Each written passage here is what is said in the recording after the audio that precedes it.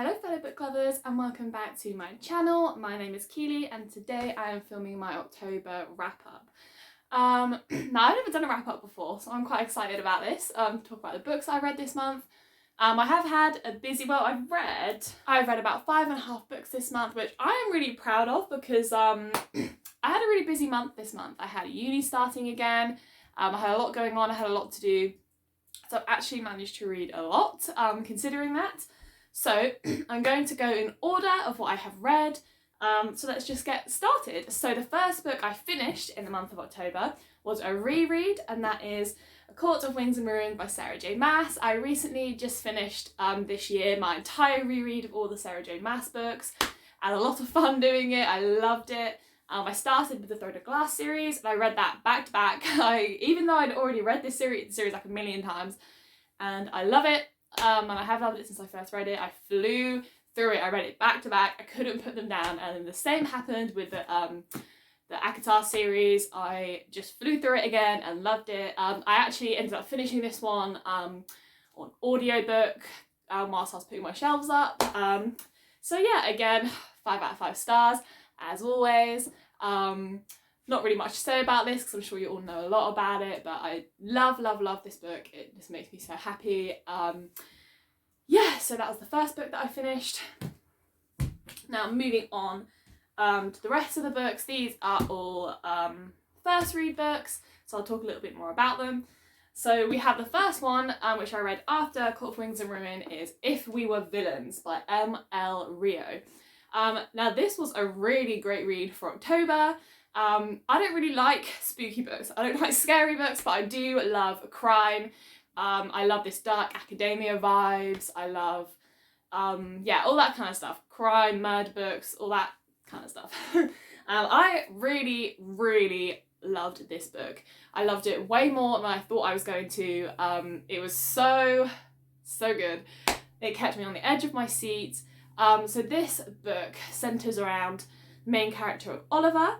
Now, Oliver goes to this kind of prestigious drama school where they do a lot of Shakespeare acting. Now, Oliver starts to notice that everything is not as it seems. People, the rest of his group of friends in his year are all beginning to act very strange and very much like the characters in the plays. And then there is a murder.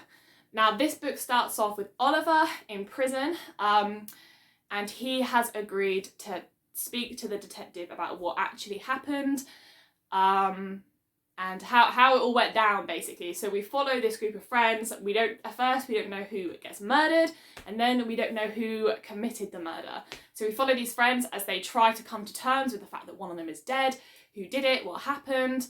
It is very good. I will not say much more. I really don't want to give it away. But yeah, there is a lot of twists in this book, but yeah, it's actually really surprised me. It has very dark vibes. I finished this. I actually want to do like a full review on this, maybe a spoiler one, because I want to talk more about the characters and about what happens. So yeah, I may do a spoiler review on this, but I'm not going to say much more now because I don't want to give any of it away. So yes, I read this. So the next book I read is again another one that really fits into the theme of October, and that is Stalking Jack the Ripper by Kerry Maniscalco. I loved this book. Now I put this book off for a long time because I hate gore. I'm not a gory kind of person, even though I love murder mysteries and crime. I don't like the gore. I don't like gore, like proper gore. I try to avoid anything gory, so that is why I did not pick this up, because I knew that it was going to be a gory read, as it is called Stalking Jack the Ripper, and I knew it was based off of a girl who takes part in scenic science, so like autopsy and dead bodies. So yeah, I did put this off for a long time, but I finally picked up this month. I thought it would be a great October read, and I loved it. I loved this book. I love the characters, Audrey Rose and Thomas Cresswell. I love him. And I love the setting of 1800s England. I love as we watch Audrey Rose as she manoeuvres herself around England and the 1800s and society in this time. The whole how a woman should be.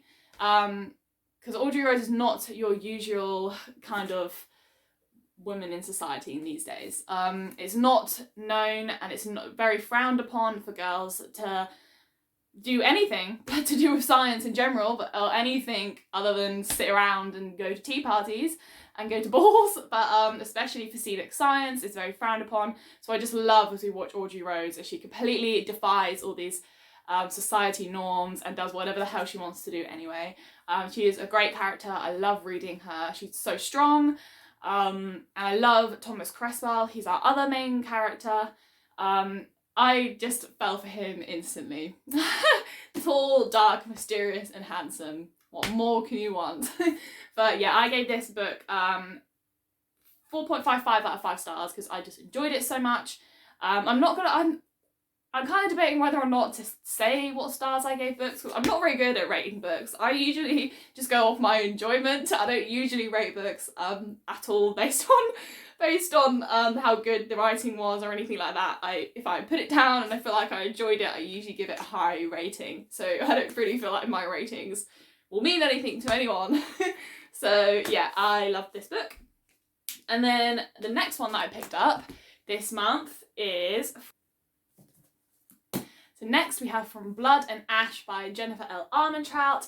I loved this book. I actually had a really good reading month. I loved pretty much all the books that I read this month, but I think I may have already said that. But yeah, so I kind of knew I was going to love this book before I went into it. As it says on the back, captivating, action-packed. From Blood and Ash is a sexy, addictive, and unexpected fantasy perfect for fans of Sarah J. Maas. Now, if you don't know, I love Sarah J. Maas, so I knew I was going to love this book before I even went into it, and it definitely did not disappoint. There are definitely sexy and steamy parts of this book. It's definitely very sexy and very steamy, but not as much as I expected from the way people talk about it. It was more towards the end that it gets very sexy and steamy. Yeah, so if you do not know, in this book we follow Poppy, who is a maiden. Now this means that she was chosen from birth to usher in a new era. Now Poppy, as the maiden, has to live her life on her own. She cannot experience pleasure. She's not allowed to talk to people and have friends, have relationships. She's not allowed to do anything that any normal person does, basically. She's not allowed to live her life. And she doesn't like this. She wants to experience her life. She wants to fight with the guards. She wants to have relations with people. She wants to have friends. She wants to have sexual interactions. She wants to do all of this stuff that she's not allowed to do. And we kind of watch her as she fights back against this. She fights back against the life that she has been given. Because the choice to be the maiden is not hers. It is seen as this really looked up to position. She's going to get to ascend. She's going to get to bring in a whole new era of ascended. She's looked upon almost like a god, like people pray for her. But she doesn't want this life. She didn't choose this life. And we watch her as she kind of fights back against this. As well as we have Hawk, who is a bodyguard, which is obviously where the steamy romance comes in. Yeah, and in this book we have, so you have the Ascended and you have the Craven. The Ascended, and then you have normal people, and there's also Wolven. Ascended are like the godlike people who get given to the gods and they become strong and powerful and all this jazz. And then you have Craven that are like zombies, that are like a plague on the land. Yeah, and then you have Wolven and all different kinds of magical things in this book, and I really loved it. I gave it 5 out of 5 stars. I enjoyed it so much, and I will be definitely picking up the new one soon. So the next book I read this month is the second book to Stalking Jack the Ripper, which is Hunting Prince Dracula. I love Stalking Jack the Ripper so much that I had to pick this one up straight away. I picked up as soon as it was ordered in, and I loved it just as much as the first one. So this book, we follow Audrey Rose as she goes to, where is it?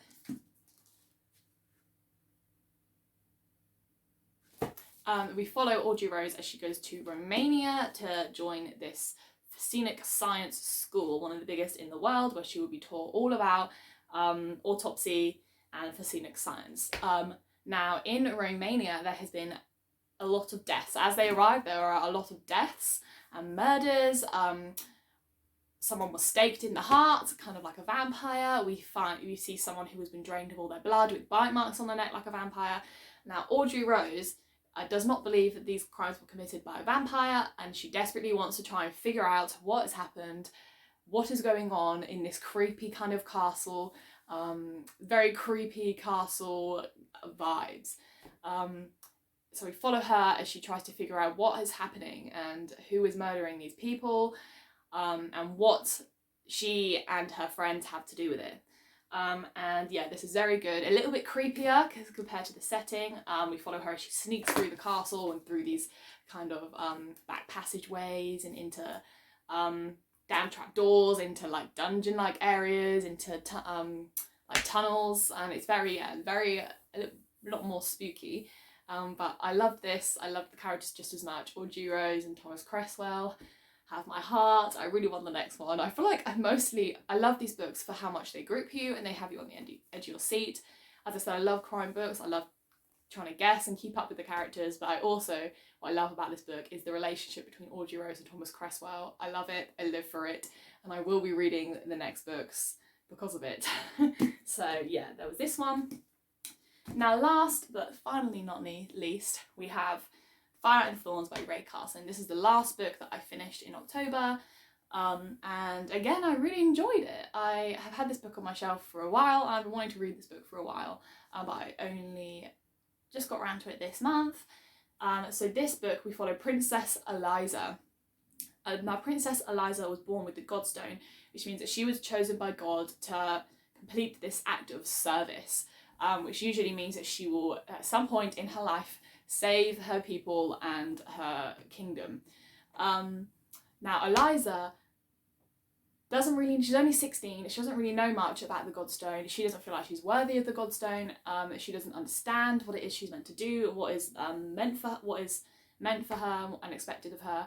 And at the age of 16, at the start of this book, she is sent off to marry a king from another kingdom. Now, we follow Elijah as she kind of grows up, and she goes on this journey through the desert, which I love the setting. But unfortunately, everything is not as it seems. She is not as safe as she wants to lead, as people are out for the Godstone. They're out to kidnap her, to use her, to kill her, to take her Godstone, and she has to kind of navigate her way through this world whilst trying to protect herself, and save the kingdoms from a war that is happening.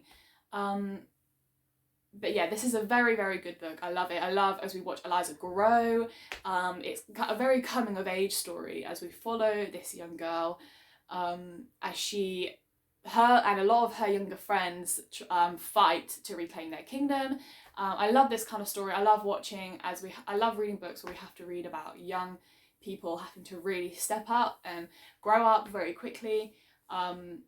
Yeah, I love watching them as the character arc as they grow. And Eliza, I always say her name wrong, does have a very good character arc. She goes from being this young girl who doesn't really know much about anything, is quite scared and vulnerable, to a very strong and powerful girl who fights for her kingdom and her friends and her life. Yes, I absolutely love this book.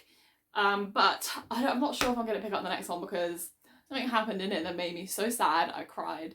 And I don't know if I want to continue, like, I don't know. So yeah, that is all of the books that I read this month. I have been quite ill recently, so I'm sorry if this wasn't the best video. Kind of just quite drained. I have a bit of a flu. So yeah, I actually tried to film an October book haul and my laptop did not like it. It did not like it. YouTube didn't like it. So yeah, that's why I haven't uploaded. So yeah, thank you so much for watching this video, and bye bye.